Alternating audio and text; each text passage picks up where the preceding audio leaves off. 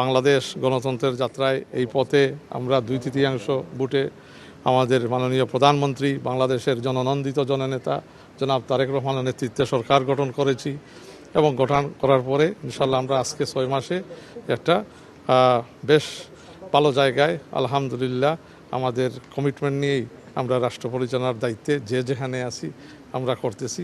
তো আজকে আপনারা দেখছেন যেটা এটা নতুন বা আরেকটা অ্যাসাইনমেন্ট আলহামদুলিল্লাহ মাননীয় প্রধানমন্ত্রী আমাকে দিয়েছেন এবং আমার কার্যক্রমের উপর উনি আস্থা রেখেছেন।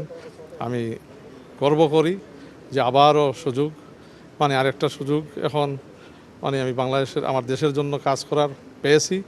And I will do it with the utmost sincerity, commitment in safeguarding the national interest of the people of my country.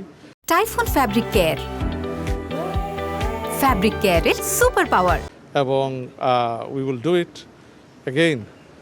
I will always do it from a position of strength because I know behind me there is a strong foundation, and that foundation is the 180 odd million people of my country. For 15 years, আমি আমার লিডারের adviser.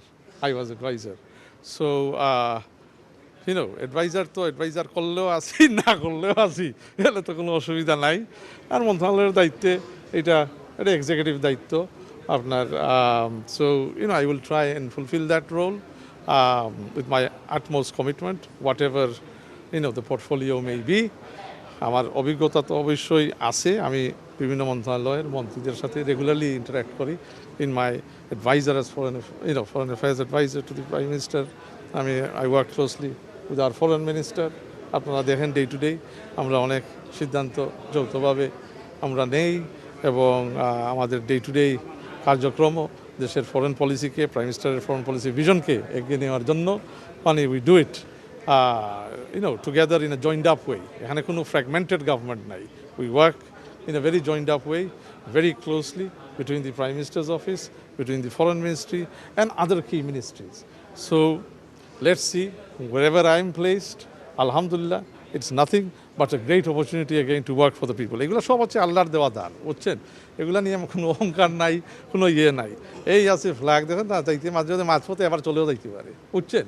কিন্তু আপনার ব্যবহার, আপনার আচরণ, আপনি আপনার দেশের জন্য কি করেন, আপনি দেশের জন্য কমিটমেন্ট নিয়ে কাজ করেন, আপনার দেশের মানুষের প্রতি আপনি একটা লয়্যালটি দিয়ে আপনার দেশের ব্যাপারে কোনোখানে আপনি ডোন্ট কম্প্রোমাইজ। ইনশাল্লাহ এই দোয়া করবেন যাতে I am not compromised anyway.